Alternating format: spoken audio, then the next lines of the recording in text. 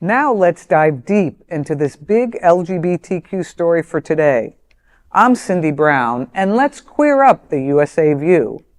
An Ohio bill bans ejaculation without intent to conceive, but has an LGBTQ exception. Ohio State Representatives Anita Samani and Tristan Rader are doing their parts to combat abortion in the state. The Democratic representatives have recently proposed a bill called, quote, the Conception Begins at Erection Act, end quote. The bill would impose a $1,000 fine for a first offense for men who, quote, discharge semen or genetic material without intent to fertilize an embryo, end quote. $5,000 for a second offense and $10,000 for subsequent offenses. The bill is specifically aimed at straight men who have sex without protection and without intent to have a baby, and includes exemptions for men using birth control, donating sperm, or having sex with someone who does not produce ova. Representative Samani, who is also an OBGYN, told News 5 Cleveland, quote, you don't get pregnant on your own. If you're going to penalize someone for an unwanted pregnancy, why not penalize the person who is also responsible for the pregnancy? Just like abortion bills have penalized physicians or created felonies for physicians and patients, the intent of the bill is to show that we should not be policing anybody's reproductive right, end quote. Ohio voters voted on abortion, contraception, and fertility treatment rights in 2023 with a referendum known as Issue 1, which passed with a 57% vote in favor. Fair is fair, right? If this legislator is so dedicated to regulating women's bodies and their access to contraceptives and abortion care, then let's start policing men in the same way. After all, it does take two to tango, right? Our bill would make it illegal to discharge semen or genetic material without the intent to fertilize an embryo. So this bill highlights the vast inequalities about how we talk about men's bodies and how we talk about women's bodies. If you find this language to be absurd, then maybe you should find any bill attempting to restrict reproductive freedoms absurd as well. You too can follow the progress of this bill.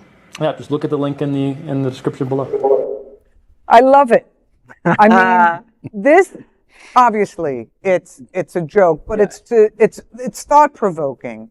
You know, if you want to control a woman's body and a woman's ability to get pregnant or use birth control, why aren't you also policing the other half of the equation? Yes. It's about time. I am hopeful but not optimistic that this will change minds, but it really does show the absurdity of controlling people's personal rights to do with their own body what they want to do with their own body.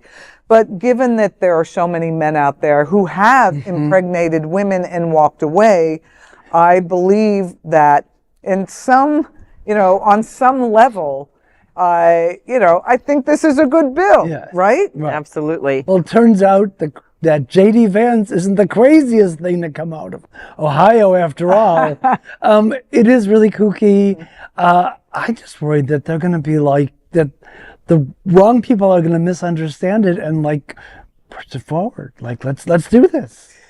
I think that would be great. Yeah, I do too. Because then if you get me pregnant by accident, well, now wait a minute. It says people who don't produce ova. Does that mean postmenopausal people like us? That could. Okay, so as long as you pick somebody over, say, 55 or a guy, you're okay. Right. But if you accidentally get someone pregnant and then you don't want to take responsibility for it, the woman would now have an avenue to say, well, do you want to pay child support or do you want to pay a fine for impregnating me? Yeah. And I think that's awesome. My big question here is who reports him if not the woman that accidentally got pregnant? Are there going to be other ways that we find out about these crimes? I think Right. The guys aren't going to admit to it. Right. The reality is this is not a bill that they intend Serious. to pass. It's not serious. I know. It's a bill to show the absurdity. Yes. Well, and what it I hope would people in mean. other states do the And, same, Yeah. though, I and mean, keep the conversation the going. reality is that men don't get pregnant, Yes. and men, for the most part, are the ones making these laws. Yep. But, maybe some people will go, that's a really good point. Well, Yeah. let's hope that the people are smart enough to Well, go. Maybe. right. Yeah, and just having the conversation, I hope it comes up in other states just so they have the conversation because, in South Korea, they have something they call the 4Bs because their word that means non starts with a B. And they say, when they're having issues about women's rights in South Korea, large groups of women get together and say, let's do the 4Bs.